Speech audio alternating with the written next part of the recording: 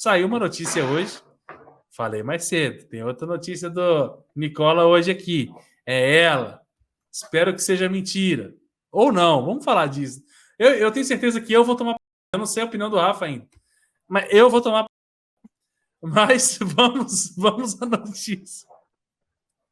Vamos à notícia. Segundo Jorge Nicola, desculpa, não tenho culpa de ser por causa dele. Dirigentes que não são próximos de Marcos Braz, ou seja, da turma do BAP e companhia, estão tentando, vamos tentar arrumar o português aqui do tweet, estão tentando desfazer o acordo de 63 milhões de reais. Não é 63, né? 60, né? Mas desfazer o acordo, que é um beijo na nuca para quem está com... Mas, enfim, o acordo de 63 milhões de reais entre Flamengo e Manchester United, para os mais íntimos, Manchester United, pelo Andrés Pereira. O boato saiu hoje pela pressão interna no Flamengo e pela pressão da torcida, Rafa, com essa cúpula, parte da cúpula rubro-negra, querendo fazer a cabeça do Landim, né, para não assinar a compra pelo Andrés Pereira. Estariam aí tentando fazer a cabeça do Landim, num acordo que já está combinado, né? Já está palavrado, podemos dizer assim. Rafa, já que é para apanhar, começa você, irmão. O que você acha dessa possibilidade? Mas assim, Nicola. Não, então eu já vou começar falando duas coisas que é para vocês começarem a xingar já. Achei péssimo, tá? Odiei essa notícia. Beleza, o Vene desmentiu. Beleza.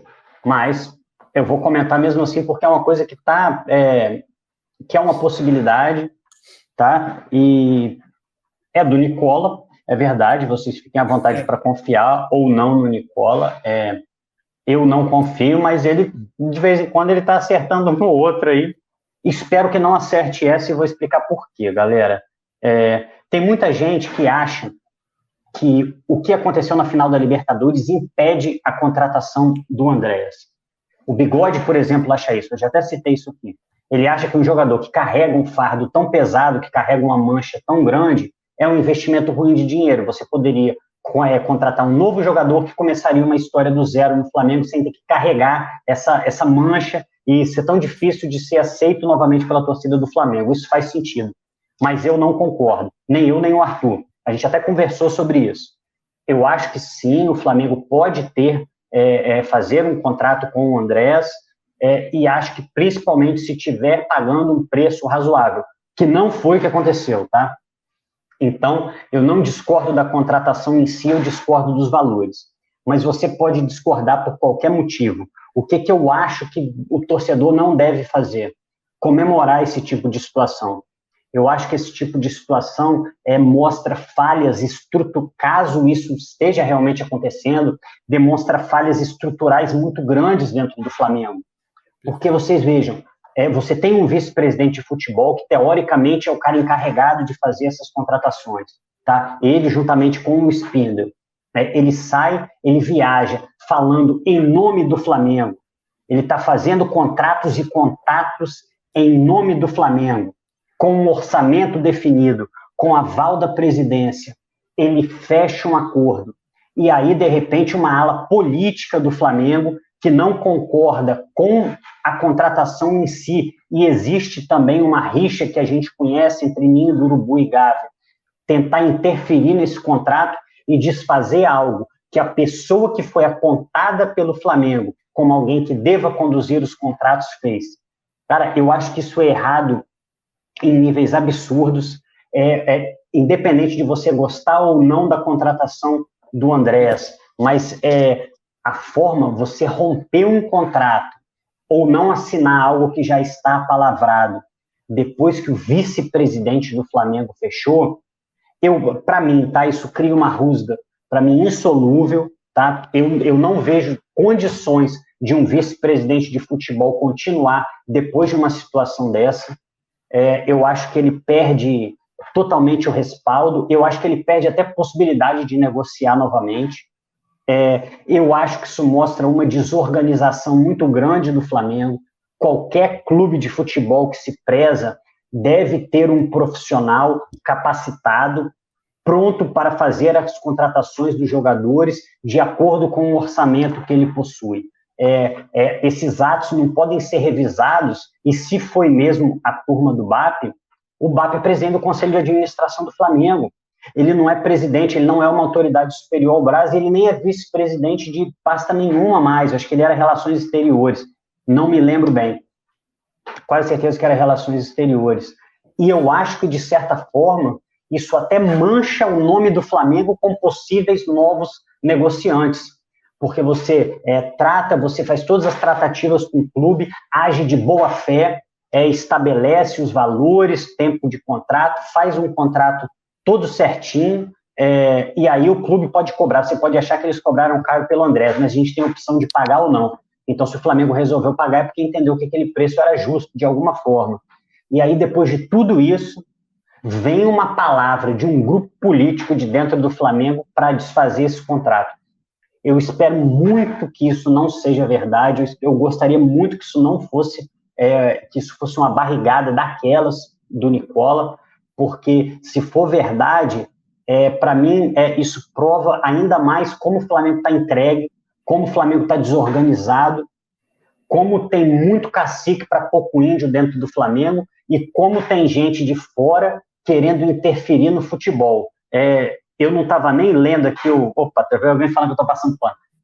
Eu estava até exaltado aqui, eu nem estava lendo o chat, eu respeito a opinião de todo mundo sobre o belga, mas para mim, isso é muito maior do que o belga estar aqui ou não. Isso escancara o grau de profissionalismo que o Flamengo coloca nas suas negociações e nas suas pastas. Coloca em xeque até para que serve uma vice-presidência de futebol, se um vice-presidente de futebol faz um contrato e um grupo político vai e desfaz essa negociação. Isso, para mim, é a balbúrdia, é a zona, e eu espero muito que isso seja mentira, ainda que eu não concorde com o preço que foi pago no Andrés. Eu queria o Andrés por outro preço. Mas se isso aconteceu, para mim é uma decepção total. Para mim, e se a presidência do Flamengo tolera esse tipo de coisa, a gente tem um cara totalmente omisso lá e que não teria condição de ser presidente do Flamengo. E só para deixar claro, não gosto do Brás como vice-presidente, queria uma figura com uma outra característica, menos política e mais profissional. Não gostei do preço do Andrés, mas se esse negócio foi feito, não é o BAP que tem que ir lá cornetar como a vice-presidência de futebol age ou não. Isso está muito errado e eu não gostaria de ver isso no Flamengo, Arthur. Bom, muito bem, Rafa. Gostei, apanhou pouco, esperava que você fosse apanhar mais. Sério? Infelizmente você apanhou pouco. Mas até queria que você apanhasse mais, tá? Você, né? Criar a casca, né, Rafa? Criar a casca. Mas, cara, eu concordo com você. E eu acho que tem vários pontos aí para acrescentar dentro do que você falou. Muitos deram até repetindo o que você falou, que é o seguinte. É a frase que todo mundo adora quando eu falo, né? É uma faca de dois gumes. Você tem primeiro o mico que o Flamengo pagou na Europa para tentar contratar um treinador. E trouxe. Mas foi aquele circo todo, né? Que na época alguns até achavam que fazia parte, estava show, beleza. Alguns diziam não, isso está errado, e beleza também. Opiniões, cada um com a sua.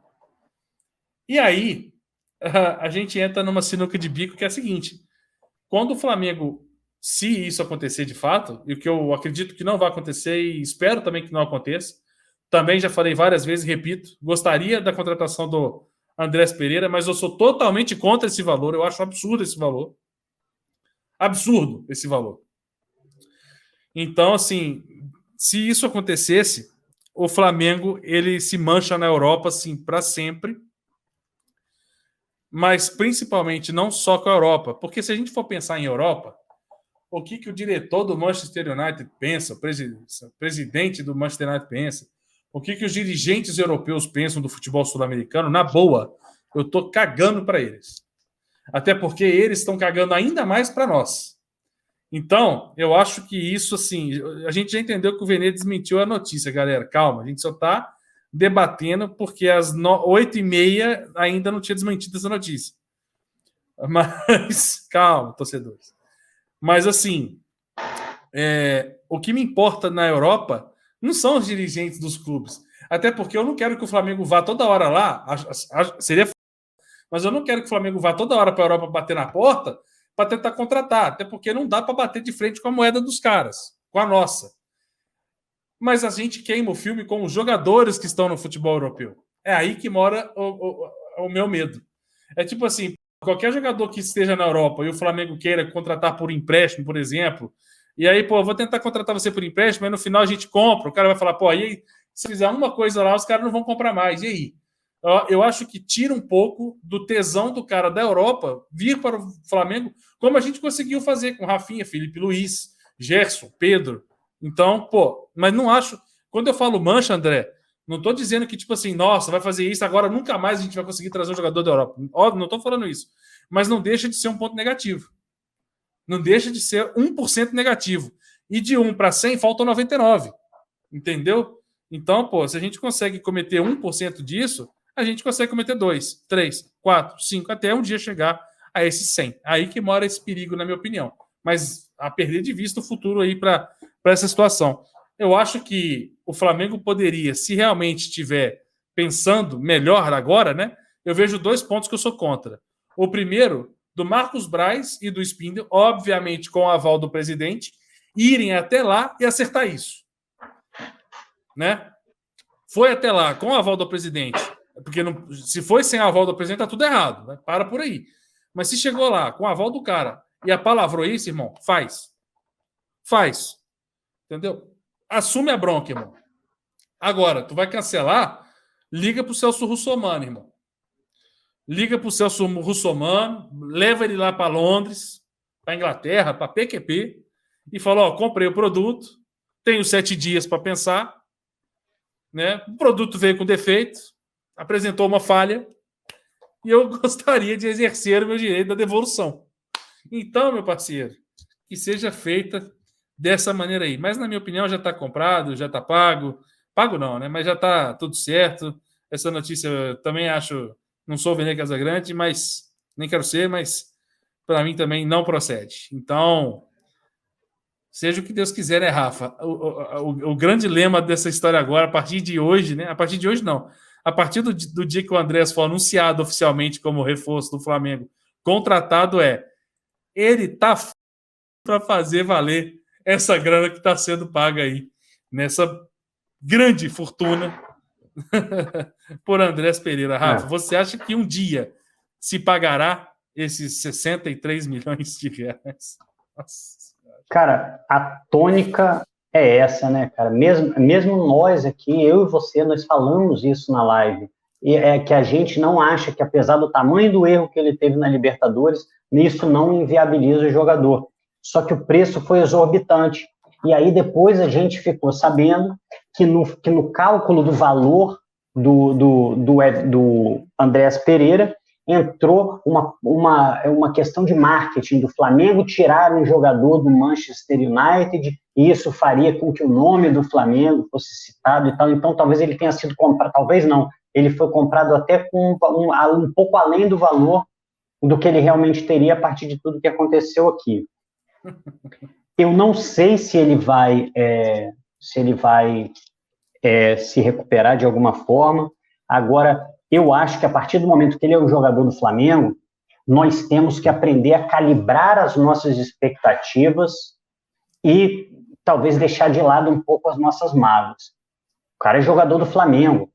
Ele está nos representando lá em campo, cara. Se ele se for, a gente se for junto. Se acontece alguma coisa ruim, eu não estou falando aqui que torcedor não tem direito de vaiar e tal, não. Para mim, o torcedor faz o que quiser. Mas eu acho que nós precisamos calibrar as nossas expectativas. A gente pagou caro, como a gente já pagou caro por muitos jogadores. O Arthur volta e meia cita o Thiaguinho. Pagamos 7 milhões no Thiaguinho. O Léo Pereira foi uma fortuna. O Vitinho foi uma fortuna. O Flamengo eventualmente faz maus negócios. Aliás, acho que todos os clubes, né? É muito difícil você acertar sempre.